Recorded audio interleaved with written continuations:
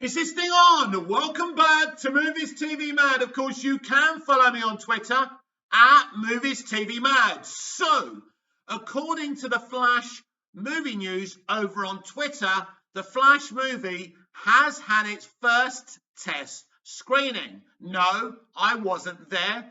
Unfortunately, I will try and remedy that and try and get to one of the other ones if they ever have one. So apparently, this test screening was very, very positive, which of course is a very good thing. What a curious situation this is, everyone. We've got Ezra Miller acting erratically. We're now hearing that a couple he was living with have put a restraining order against him. If you don't know what a restraining order is, basically, he's not allowed to go anywhere near them. And Warner Brothers Pictures are very quiet, but something has to be done about this situation. But that's not it. This film, weeks ago, was delayed for another 7 months. Not 7 months from now to the release date, a gap of 7 months from where it was going to be released and when it's actually going to be released. I found out a week or so ago that that was actually a placeholder date. Again, I could be wrong there, but that's what I've been told. And now we find out, and I must admit, I'm shocked they're testing this movie. But now we find out they've actually had a test screening. What does this all mean? Well, this is what I've been told by my sources about people's reactions to seeing this film. So it does not delete the Snyderverse, right? I don't want to go into it too deeply, but it does not delete the Snyderverse. It does not delete anything. It literally makes anything you've ever seen in DC live action canon. And I mean everything, going back to George Reeves' Superman, Christopher Reeve's 4 Superman movies, Smallville, Titans, everything you can think of that's ever been done in Superman, or not Superman, but DC live action is now canon in the DCEU.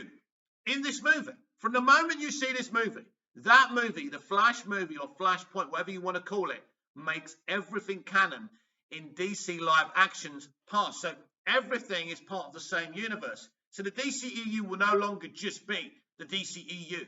Man of Steel, BVS, Suicide Squad, The Suicide Squad, Shazam, Aquaman. That's all canon. So is everything else. Superman Returns, of course, is Christopher Reeve's Superman, played by Brandon Routh. That would be canon as well. So that's what people are telling me. The film literally makes everything canon. And without specifically talking about the film, people liked what they saw. But just in case you're getting a little bit comfortable there and a little bit excited there, I want you to think about this. The theatrical version of Zack Snyder's Justice League was also put out for test audiences. Now, we know that because we know that Kevin Smith on Fat Man on Batman, which is his YouTube show, right, had a woman who had seen the movie. In his audience, she had actually seen this test screening and confirmed Darkseid was in the movie. Now, this was back in the old days where WB were denying the existence of the movie, but it had a test screening. So Zack Snyder's theatrical cut of his Justice League movie had at least one test screening, maybe more, right? And I think he did have more.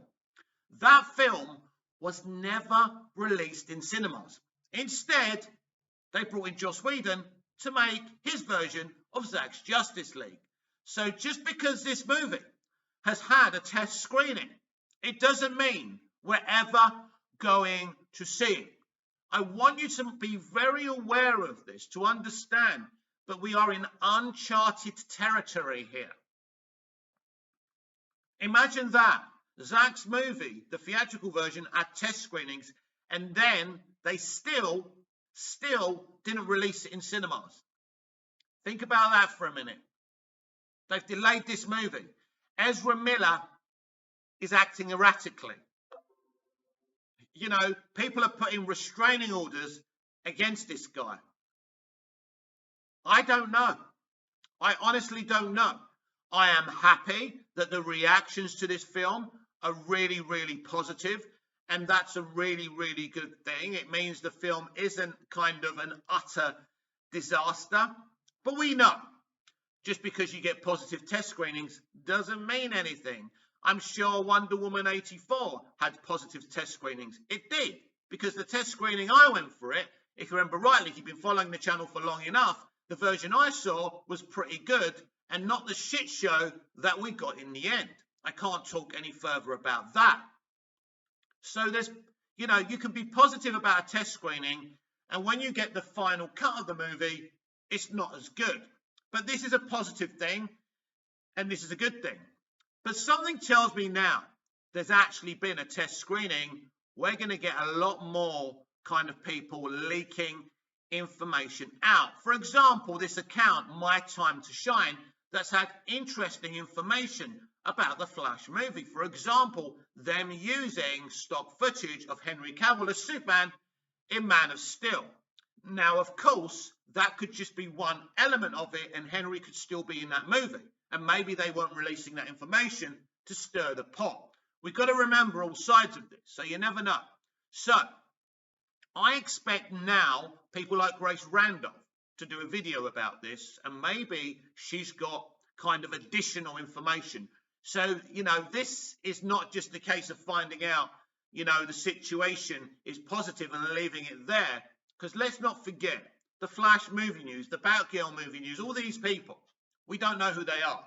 They actually could be people working within the studio, because they don't really give many opinions. They give out some information. And let's not forget that they actually knew a test screening happened, right? There's only a few ways you can know that.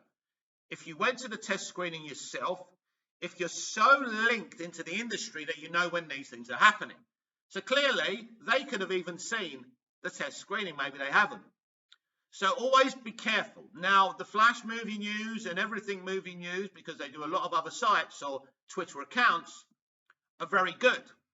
They run a good service, which is great. But I suspect they're a little bit biased and not interested in a lot of truth-telling. So we will find out in the days and weeks to come how good this test screening is. And I think certain elements of the film that they saw will be leaked out. So, as I say, this situation gets more curiouser and curiouser. A test screening, a delay, a lead actor acting erratically.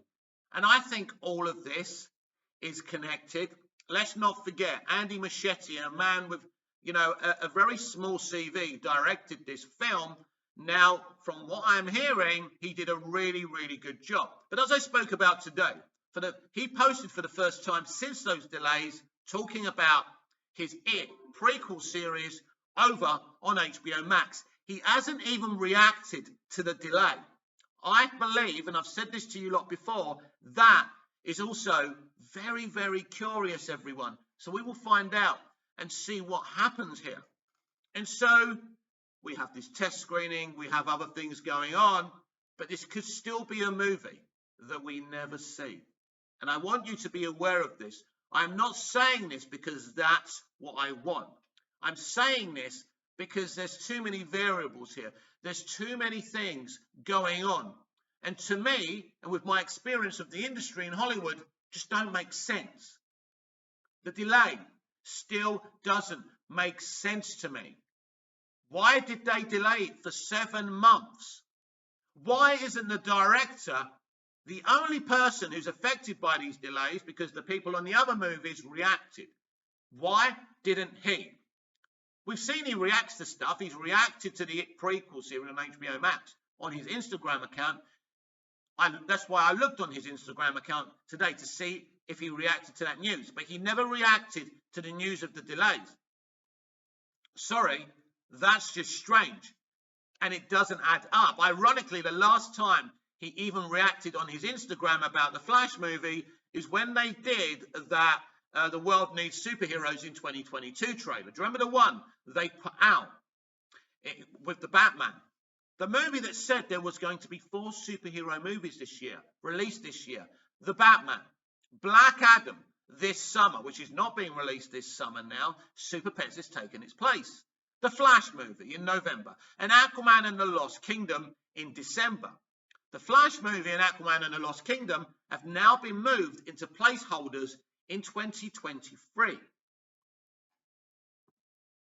So no one can convince me this is normal behaviour when you've got a trailer about 4 movies being released in the same year from DC in movie theatres with a DC movie. And then a week later, they announced they're delaying it.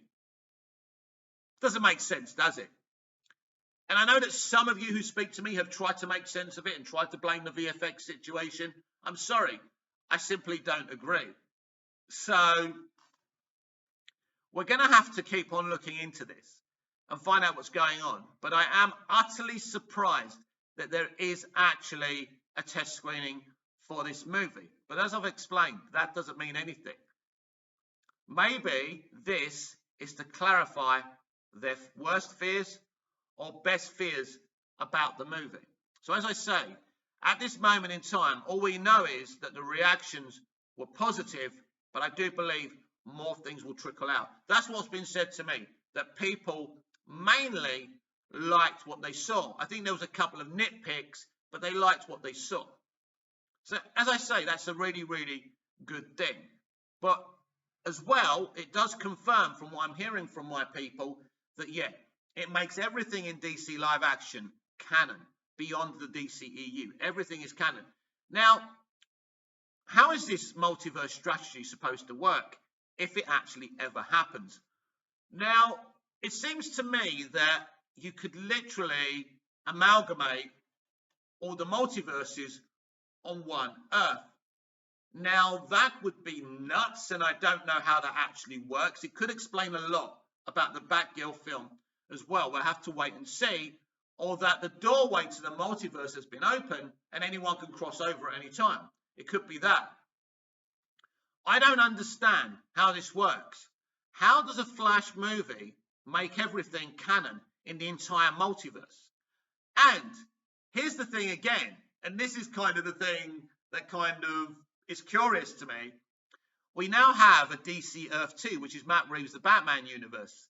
Is that canon as well? Or isn't it, because Matt wants to be away from the other live action universes, like Arrowverse, the DCEU, etc.? So surely you can't have a situation where you go, right, everything's canon, but apart from Matt Reeves' Batman universe. How can that work? There's an inconsistency there. So you would definitely need to have that as part of this whole multiversal strategy. We may never know what's going on because we may never see this pivotal movie that enacts this multiverse strategy, which is the Flash movie.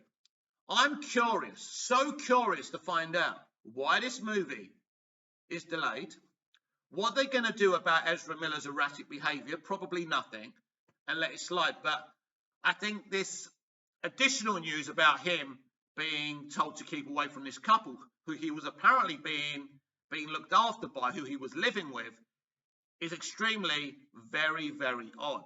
And the WB are really on shaky ground with this situation.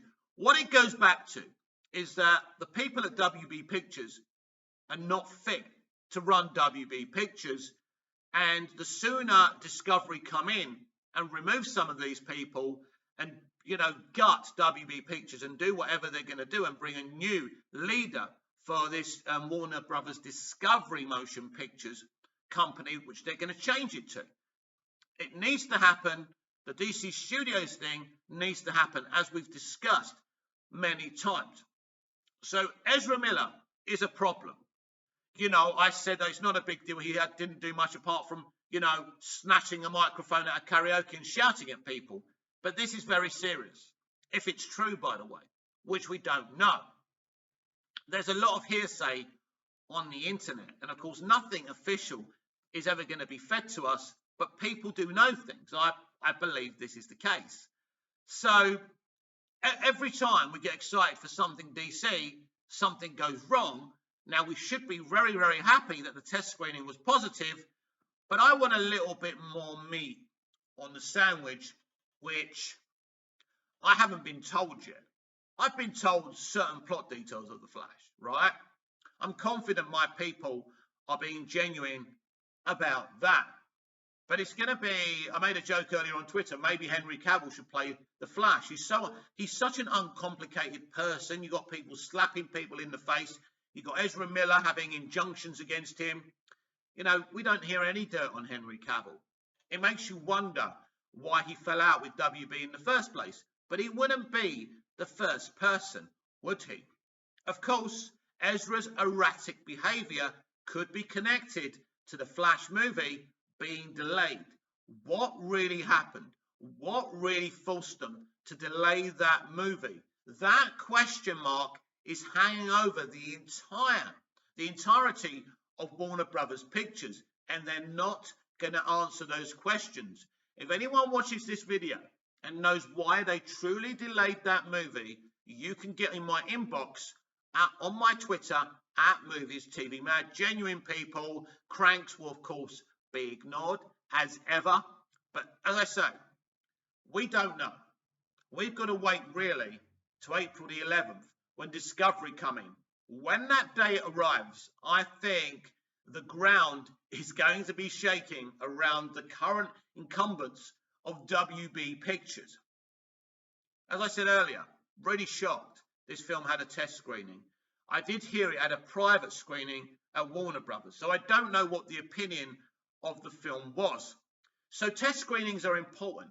If you're thinking of reshooting a movie, you kind of send it out there to see what people say. So it may confirm their worst fears that this film needs, a lot of work. But considering Flash Movie News have said the test screenings were positive, then that would be a good thing. But then, do we believe Flash Movie News? That's something else, right? As I keep on saying, this film wasn't delayed for a reason. If this film is in such fine fettle, why did they delay it?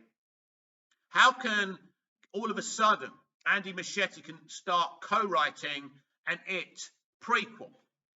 If the film was delayed apparently for VFX, wouldn't it be too busy working on VFX with his people? Doesn't really make sense, does it? He can't really be doing both at the same time, considering, although you could say that maybe that's the reason the film was delayed, because he wants to work on It, which would be absolutely pathetic. I don't think that's the case. But as I say, something has happened here. And until we get more clarity from the studio why this film was actually delayed when they had a trailer for it in the cinema bragging that this film was coming out this November, a week before the cancellation. Now, people keep on living in denial about this and still say, well, I think it's the VFX. No. Something is very wrong here. And as I say, it just adds more confusion to the situation when you hear they've actually given the film its first test screening. Now, considering we're in April from Friday, right, April the 1st, I'll certainly be avoiding April the 1st, April Fool's Day, a lot of cranks about, but considering it's April the 1st on Friday, and we're over a year away of the movie's release, which in fact from April will be a year and 3 months? Yeah, 3 months, a year and 3 months away. So that's a long time to delay a movie. So, as I say, when you look at like Aquaman and the Lost Kingdom, that's kind of delayed 3 or 4 months. Shazam's been brought forward from whenever it was going to be released next year to when were they going to release it? I can't even remember when they were going to release it. I think it was actually going to be released about the same time next year. I can't remember. So anyway, a 7-month delay is so huge. So just to round up what's going on here, the Flash movie has had its first delay. Sorry, I'm obsessed with the delay. The Flash movie, just to round up, has had its first test screening. And that test screening, according to Flash Movie News over on Twitter, was positive. Take that with a pinch of salt. What I've added to this is that Zack Snyder's theatrical cut of his Justice League also got test screenings, but that movie was never put into theatres. So always think about that as well. So just because this movie has had a test screening, as I said earlier, doesn't mean this movie is ever going to be seen by our eyes. So I will keep you updated about this very interesting situation. But for now, it has had its first test screening. I'll be back later on with my Moon Knight Episode 1 review. Until then, goodbye, au revoir, auf Wiedersehen.